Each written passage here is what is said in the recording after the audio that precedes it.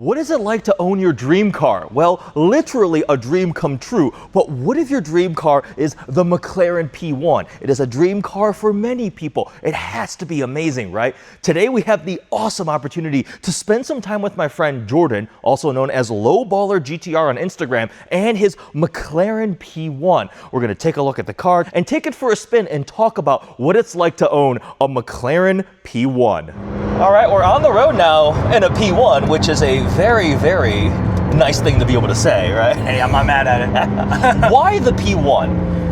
Oh, man. So, when I watched the video, well, first of all, the Unveil at Paris Auto Show 2012, I think we were all excited to see McLaren Automotive come back.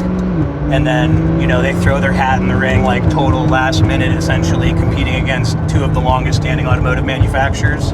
And the car was just beautiful. Yes. The design language is incredible. The rear end is like a UFO.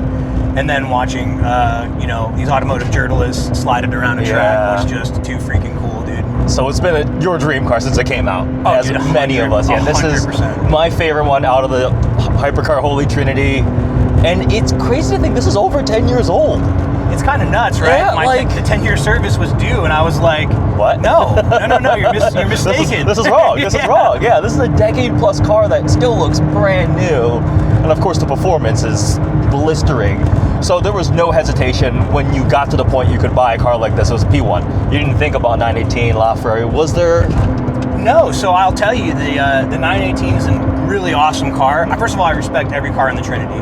918 to me just kind of feels like a mega fast, pretty special turbo. Okay. But there's something about the P1 that is just so nuts, right? Yeah. But this has actually just been my dream car since 2012, when I didn't have really any money. We were just reinvesting back into the company, to now, till last year buying it. So there was really nothing else I was saving for, just this. This. Yeah. Tell me about the feelings, like what was going through your mind when you were finally buying this car? Did it feel real? It was crazy because the dealer I worked with on this car, we had talked a lot about them. They had a couple black P1s over the years. And it was pretty cool because when I talked to him the next day, he's like, man, just seeing the wire come in this morning for the car, I know how much you want the car. And he was super stoked. That made me super stoked. Yeah. But like, when did it set in that you had bought a P1? Sometimes not even to this day, because I'll catch myself like, I think I'm gonna watch the, Chris Harris review video or one of the Jeremy Clarkson videos. But when the car came off the truck, it was just surreal, I couldn't even describe it. Hearing it start, I was like, oh my God, dude. Hearing your P1, be able to say, this is my P1. Yeah. It was incredible. That's amazing. Yeah, what an accomplishment. Let's talk some numbers. People always love hearing numbers. So the car was bought for the mid-ones, right? Yeah, mid-ones. Oh, wait, noises.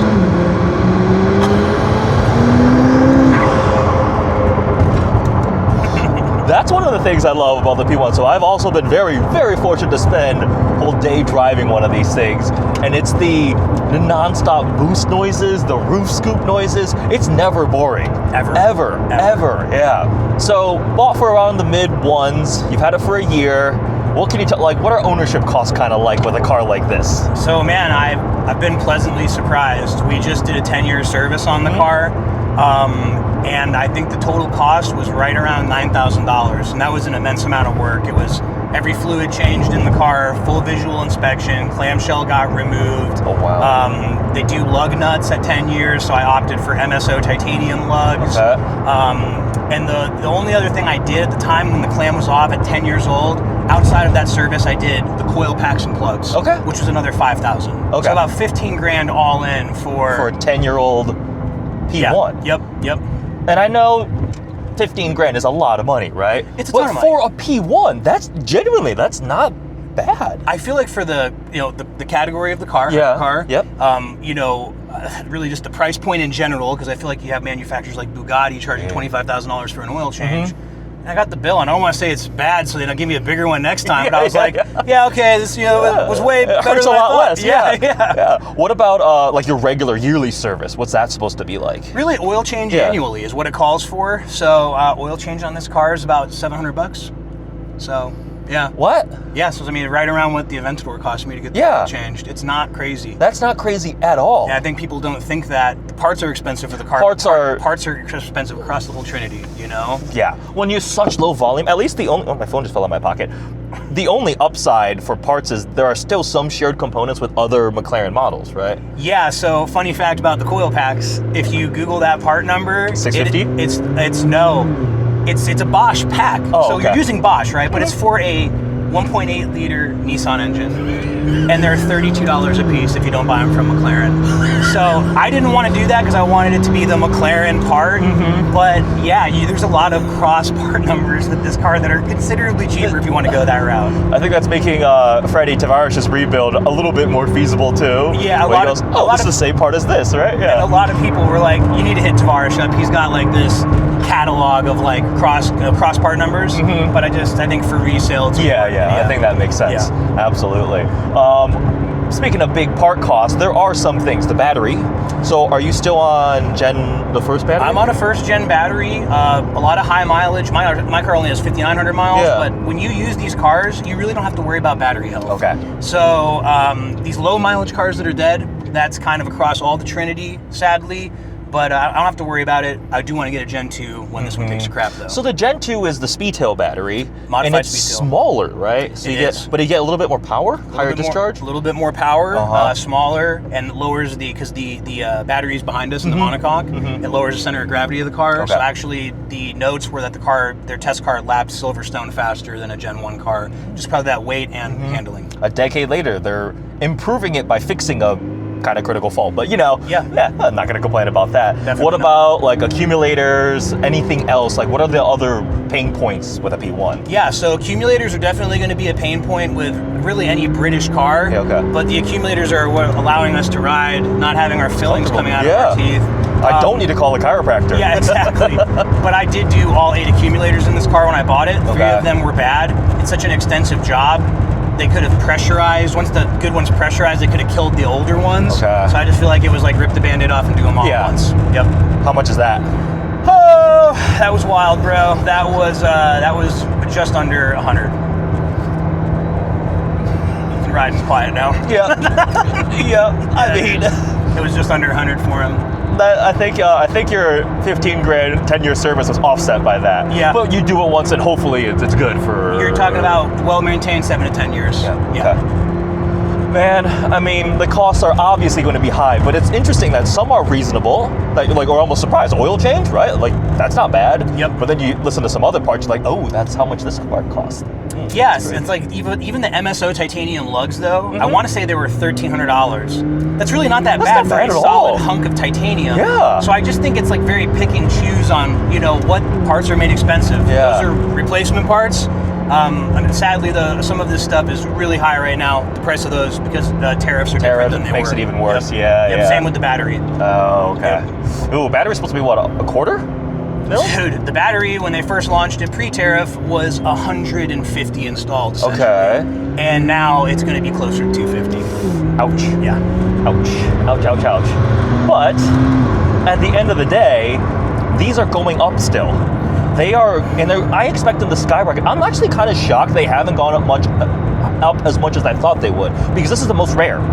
375. There's like 3x as many of the other two, right? Yeah, I think the coolest thing is I still track the P1 market. I have no idea why. This thing is force of habit for doing it for 10 years. Only in the last month have sales really started to change. Okay. A black car with 1,000 miles, granted a Gen 2 battery, it just sold for 2.5. So that car, I can tell you, would have been in the maybe higher ones. 1.8, something like that, yeah. And then a Amethyst car out of Ohio is going to sell right around 2 or 2.1 with 1,400 miles on it, one owner. Wow. So you're talking now the cars are over 2. Yeah. Pretty consistently now. Okay, that makes sense. Yep, so that's really cool. cool. Yeah, because 918s have skyrocketed, especially a good Weissach car. Yep. LaFerraris are double that already. I mean, they good are. ones 3 to 5 mil a Perta.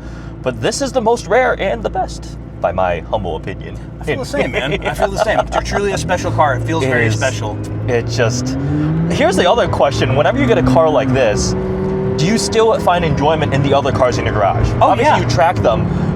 How do you balance that, right? Because doesn't this just ruin everything else? Sometimes I could see the point, but it's kind of what makes every car cool. You take the SRT4 out and you're just driving this little 400 horsepower torque steering LSD monster. They're all I don't know, it's like different music. Just because you like rock doesn't Fair mean enough. you like, Yeah, or XYZ. food, right? Just because you had a steak doesn't mean you're not going to eat sushi, right? 100%. Yeah. So they're all special in their own way, but this car as an all-around champ is probably one of the damn best. What's the attention like in this thing? So that's an interesting point, and I'll tell you, I thought it was going to be monumental, which frankly makes me kind of cringe because I sometimes just wish I could teleport out of the car when I park it. But like the SVJ gets way more attention. I think people know it's a McLaren, they just don't know what kind of McLaren. Oh, okay. So they're like, oh yeah, a McLaren, if they even know what it is. But I don't think they understand the rarity because they all have kind of the same design language. You should just start telling people it's a 650S with a body kit. I right? really It's a 570. It's just like actually, don't worry, don't ignore the license plate. It's not a P1. Exactly. Yeah. Interesting, yeah, because I think at one point you told me you did get more attention than the SVJ. Yeah. The SVJ garners, I think it's just the radical shape. Everyone knows the Lamborghini Bull. Yeah. I would say even like a Ferrari would get just like let's call a 458 might get just as much as the LaFerrari if you didn't know the brand. 100%. Interesting. But you will still get your fair share of people coming and ask you for questions. Oh yeah. That's the best part, right? Yeah, is because cool. I wish I could have talked to P1 owners. There's a couple who are incredible. I don't know if they want names, but one of them's out of California, one of them's out of Texas. Does one have a yellow one? Yes. P1 Youngin. Yeah. Okay, very good friend. I've known him for a very, very long time. So Chris, dude, was the most kind human being. And we talked about other stuff, but I was definitely like an asshole, only because I wanted to know everything, about before buying the car. And Chris was just so freaking cool to me, dude. And I'll always be forever grateful to him for that. Absolutely. It's a really cool community from what I've seen of the people that I've met who own these cars. Is there anything you would change about the car? Is there anything you don't like? Is there anything I would change? Dude, I really don't think so. It's perfect. I think it is perfect just the way it is. I mean, and maybe like a minute thing that I can think of 2 days after we do this, but as far as like, needed this and they just didn't do it, I really can't think of anything, man, no. Perfect design car from the factory. It just only cost about 1.2 million when new. It did. Yeah, this car was 115. That was the sticker on this car. Oh, this is a sticker on this one? Yeah, okay. on this car particularly. Oh, that. I know. What a machine.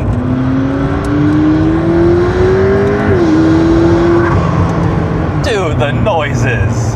So cool, dude. Oh my God. One of the coolest facts about this car that I got to meet the McLaren guys, and that's another crazy love I have for the brand. They treat us so well. We didn't buy this car new. If you go to the Enzo, if you go to the Ferrari house with an Enzo, they'll be like, "Oh, who are you? Get the hell out of here." We didn't sell you that new. But they have been so cool. When Arizona Car Week happened last year, some of the guys came out and just were telling me the stories and the engineering and the late night sessions of trying to get the car ready for the launch with the Holy Trinity. Yeah. And one of the coolest facts that I have found out amongst many is that like between gear shifts, the e-motor dumps all of its power. So you never, even in the DCT shift, you never even lose that feeling of lurching forward. Relentless. It's relentless. It is relentless. It's a great description word for it, dude. But it also does want to kill you if you're not careful. Like these things. 100% smoke you to death if you're not careful. It's like what I envision the old Widowmaker Porsches 100%. 100%. Would you do anything wild to this car? Send it out to Lazante for anything?